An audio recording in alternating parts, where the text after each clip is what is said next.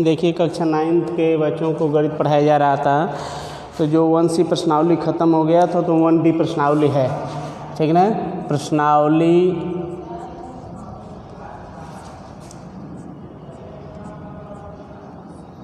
1D, इसमें कुछ बताया गया था कि संख्या रेखा के बारे में, कि संख्या रेखा पर कैसे निरूपित करते हैं, उनके बीच की कैसे दूरी ज्ञात करते हैं। तो जैसे क्वेश्चन नंबर 1 है कि संख्या रेखा पर कैसे निरूपित किया जाता है, तो क्वेश्चन नंबर 1 दिया गया है कि संख्या रेखा पर निम्नलिखित में से प्रत्येक के बीच की दूरी ज्ञात करने के लिए, प्रत्येक के बीच की दूरी ज्ञात करने के लिए पहला पार्ट हमारा दिया गया है कि -7 और 4 के बीच कोई भी संख्या रेखा पर कहा तो संख्या रेखा पहले बना लिया जाता है। तो एक संख्या रेखा खींच लेते हैं, सीधी रेखा। तो इस संख्या रेखा पर -7 और 4 को प्रदर्शित करते हैं। तो -7 पहले हम मध्य में या कहीं पर एक पहला पूर्णांक 0 लेते हैं, इसके लेफ्ट की तरफ जाएंगे तो ऋणात्मक भाग होगा। तो -1 -2 -3 -4 -5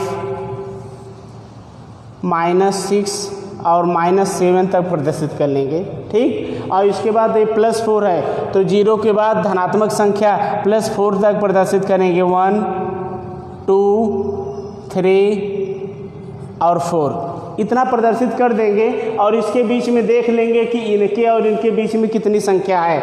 तो यहाँ से गिनेंगे 1 2 3 4 5 6 7 8 9 10 11।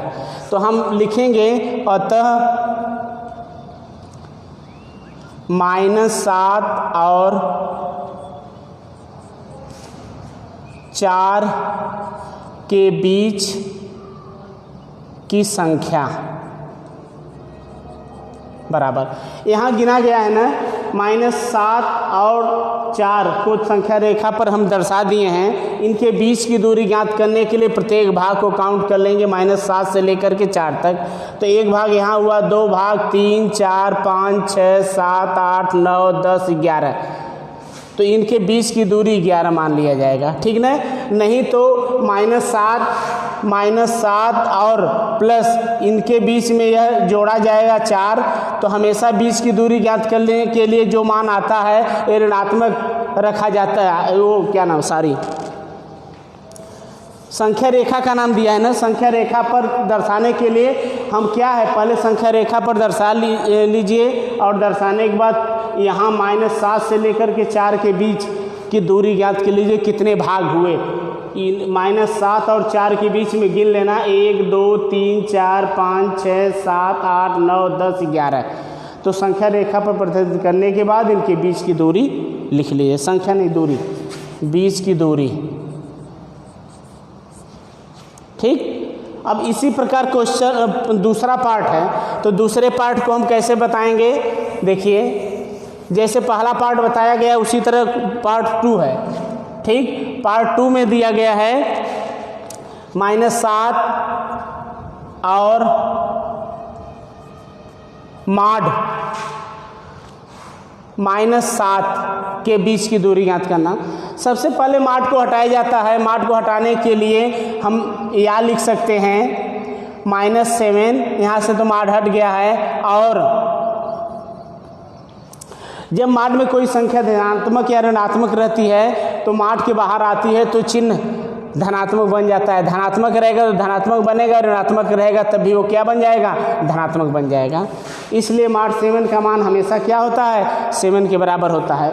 सिर्फ mod 7 का नाम कह दे तो 7 होगा, -7 mod में रहेगा तभी इसका मान 7 होगा। अब संख्या रेखा पर हम प्रदर्शित कर लेंगे, संख्या रेखा दिखा देंगे।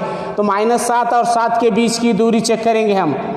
तो 0 यहाँ से 1 हुआ, 2 हुआ, 3 4 5 6 और 7 यहाँ प्रदर्शित कर लेंगे। इसके लेफ्ट की तरफ -1 होगा, -2 होगा, -3 होगा, -4 होगा, -5 -6 और -7 तक दर्शाएंगे, ठीक। तो -7 और 7 के बीच की दूरी कितना हुआ, सभी बाक्स जितने बने हुए हैं सभी इनके बीच की दूरी देख लीजिए कि इनके बीच की दूरी कितना हुआ, 1 हुआ, 2 हुआ, 3 हुआ, 4, 5, 6, 7, 8, 9, 10, 11, 12, 13, 14। तो यहाँ हम लिख देंगे अतः जो क्वेश्चन हमारा है -7 और mod -7 के बीच की दूरी बराबर 14, यही हमारे आंसर हो जाएंगे। इसी प्रकार जितने भाग दिए गए हैं सभी भाग को लगा लीजिएगा। जैसे एक भाग हमारा लास्ट दिया गया है, चौथा पॉइंट, तो चौथे पॉइंट में देख लीजिए। इसके बाद अगला क्वेश्चन बता रहे हैं।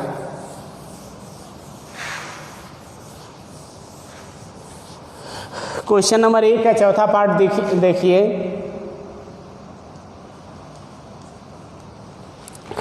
चौथे पार्ट में ये दिया गया है -1 और -2 के बीच की दूरी ज्ञात करने के लिए कह रहा है। ठीक, तो -1 और 2 के बीच की दूरी देख लीजिए। यहाँ संख्या रेखा दर्शा लेना, दोनों संख्याएं ऋणात्मक है, इसलिए बाद में एक 0 बनाकर इससे लेफ्ट की तरफ -1 और -2 दर्शा लेना, क्योंकि -1 और -2 दिया गया है तो -1 और -2 दर्शा दिए। तो इनके बीच की दूरी कितना मिला, एक ही भाग मिला, तो इनके बीच की दूरी क्या हो जाएगा, 1 हो जाएगा। तो हम लिख देंगे अतः -1 और -2 के बीच की दूरी बराबर 1। ठीक, क्योंकि इसके बीच में सिर्फ एक ही भाग मिला है तो उनके बीच की दूरी 1 हो जाएगा। ऐसा क्वेश्चन कहीं पर भी आएगा उसको लगा लीजिएगा आप लोग। क्वेश्चन नंबर 2 जो है, 2 में देखिए क्या कर रहा है। संख्या रेखा पर बिंदु प्रदर्शित कीजिए जो निम्नलिखित शर्तों को संतुष्ट करे। प्रश्न यही कह रहा है कि ये भी संख्या रेखा पर निरूपित करना है जो हमारे पार्ट दिए गए हैं या कहाँ कहाँ संतुष्ट करता है। जैसे क्वेश्चन नंबर 2 का एक भाग हम बता रहे हैं। पहला भाग दिया गया है कि mod x <3। ठीक, ये पहले माड को हटाइए। माड में संख्याएं धनात्मक भी हो सकती है, ऋणात्मक भी हो सकता है। ठीक, तो इसलिए यह संख्या जो है ऋणात्मक और धनात्मक दोनों दिखाएंगे, हम प्रदर्शित करेंगे। तो ऋणात्मक धनात्मक प्रदर्शित करने के लिए यहाँ जो है एक तो मान हमारा आ जाएगा क्या, x का मान, x का मान आ जाएगा 3, क्योंकि धनात्मक रहेगा तो यह आ जाएगा। या दूसरा मान लीजिए पहला भाग ये बनेगा, या दूसरा हम निकालेंगे तो यहाँ -x <3 भी कर सकते हैं, और x के ऋणात्मक को उधर प्रदर्शित करेंगे तो <3 आ जाएगा। ये समीकरण 2 बन जाएगा। ठीक, क्योंकि माड में संख्या धनात्मक भी रहती है तो धनात्मक बनती है, ऋणात्मक रहती है तो ऋणात्मक बनती है। इसलिए इस माड को हटाएंगे तो x आएगा, तो यह 3 होगा क्योंकि x से बड़ा है 3 है। ठीक ना, और यहाँ जब माइनस इसमें कर देंगे तो -x <3, इसका मतलब x का मान ये हो जाएगा कि x का मान ऋण 3 हो जाएगा। तो इसके बीच की संख्या रेखा पर हम प्रदर्शित करेंगे तो 3 और समीकरण 1 और 2 से 3 और -3 के बीच हमारी संख्या रेखा पर प्रदर्शित होगा। ऐसे क्वेश्चन को प्रदर्शित किया जाता है। तो संख्या रेखा बना लेते हैं, यही माड शब्द नहीं रहता तो हमारी एक ही संख्या से प्रदर्शित होती। ये माड होने का मतलब माड में जो भी ऋणात्मक या धनात्मक भी संख्याएं रहती हैं तो क्या होता है, एक धनात्मक होता है एक ऋणात्मक होता है। जो संख्या 3 है, एक बार हमारी संख्या 3 जाएगी धनात्मक और एक संख्या 3 जाएगी ऋणात्मक जाएगी, तो यह 0 हो जाएगा। संख्या रेखा -1 -2 -3, और यहाँ हो जाएगा 1 हो जाएगा, 2 हो जाएगा, ये 3 हो जाएगा। तो इनके संख्या रेखा हमारी यही बन जाएगी। ठीक ना, यही हमारा क्या बनेगा, mod x <3 होगा। तो संख्या रेखा -3 और 3 के बीच में हम इसको प्रदर्शित कर लेंगे। अब इसी प्रकार आगे के जितने पार्ट हैं इसको लगा लीजिएगा आप लोग। ठीक ना, क्योंकि माड ही शब्द एक ऐसा है कि एक धन लेना है एक ऋण लेना है, तो धन ऋण की जो संख्या है वहाँ से प्रदर्शित कर लीजिए। जैसे एक हमारा तीसरा पार्ट दिया गया है, तीसरा पार्ट देख लीजिए।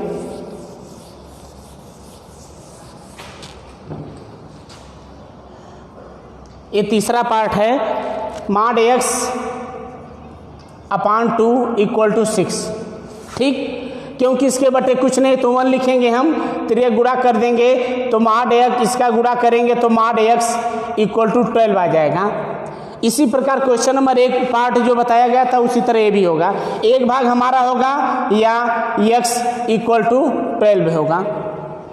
12 संख्या x का मान 12 तक दर्शाएंगे तो दिखाएंगे, और या यही हो जाएगा माइनस x इक्वल टू 12 या x इक्वल टू -12। ठीक ना, एक बार +12 और संख्या रेखा पर और -12 के बीच में हम प्रदर्शित करेंगे। ठीक ना, यहाँ भी संख्या रेखा आप लोग प्रदर्शित कर लीजिएगा। यहाँ मध्य बिंदु 0 से लेकर के 1 2 3 4 5 6 7 8 9 10 11 और यहाँ 12 हो जाएगा। ठीक, उसी प्रकार यहाँ पे प्रदर्शित कर लेना। -1 सभी बाक्स बराबर होने चाहिए, -2 होगा, -3 होगा, -4 होगा, -5 होगा, -6 होगा, -7 होगा, -8 हो जाएगा, -9 होगा, -10 होगा, -11 होगा और यहाँ आ जाएगा तो -12 आ जाएगा।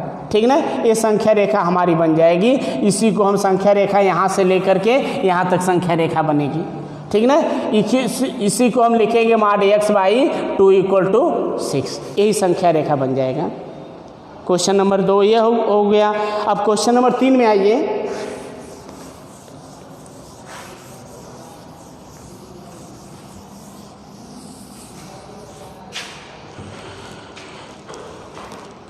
अब क्वेश्चन नंबर 3 देखिए। क्वेश्चन नंबर 3 में कह रहा है कि निम्नलिखित संख्या युग्मों के बीच स्थित चिन्ह को प्रदर्शित करना है। चिन्ह क्या क्या प्रदर्शित करना है? एक लेस प्रदर्शित करना है, ग्रेटर प्रदर्शित करना है, इक्वल प्रदर्शित करना है। ठीक ना, ऐसे चिन्हों को प्रदर्शित कीजिए जो उचित रहेगा। जैसे पहला पार्ट है, इसी को प्रदर्शित करना है। कहाँ का प्रदर्शित होगा? पहला पार्ट हमारा दिया गया है माड 7 - 2 क्वेश्चन मार्क माड 7 माइनस माड 2। ठीक, इसको हम क्वेश्चन मार्क के स्थान पर क्या होगा, यह चिन्ह होगा कि यह चिन्ह होगा कि यह चिन्ह होगा। ठीक, इस दोनों का अर्थ होता है जिस तरह मुंह खुला रहता है वह बड़ा कहलाता है, जिस तरह मुंह बंद रहता है वह छोटा पार्ट कहलाता है, वो संख्या छोटी होती है।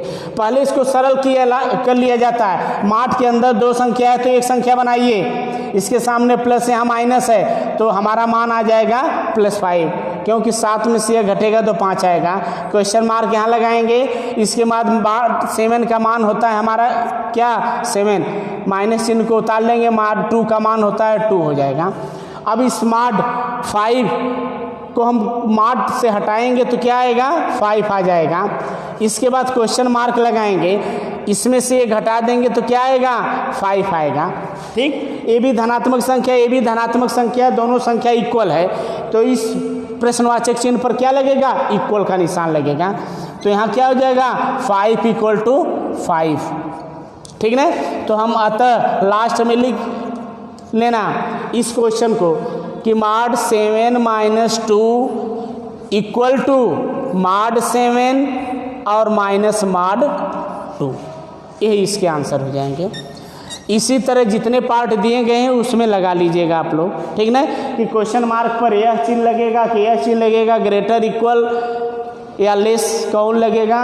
इस तरह सॉल्व करने के बाद जैसे जैसे आएगा उस तरह चिन्ह आप लोग लगा लीजिएगा। बराबर आएगा तो इक्वल टू का लगाइएगा, यह बड़ा आएगा यह छोटा आएगा तो ग्रेटर देन लगा दीजिएगा, यह बड़ा यह छोटा आएगा तो लेस देन लगा दीजिएगा।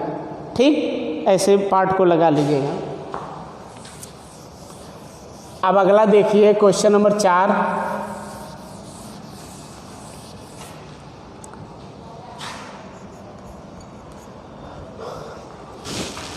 क्वेश्चन 4 कह रहा है कि -2 और -3 हमारा क्वेश्चन है। -2 और करनी में 2 और करनी में 3 के बीच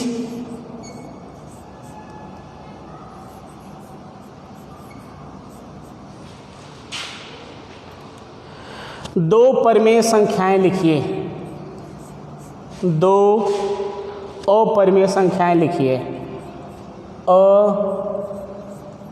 अपरिमेय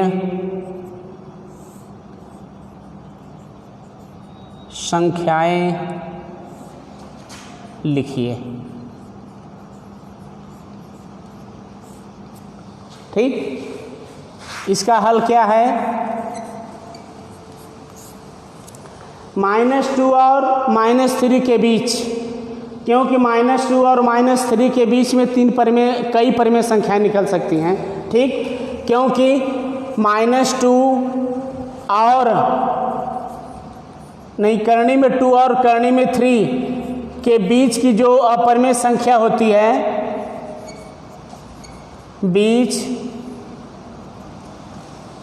करणी में 2 और करणी में 3 के बीच की अपरिमेय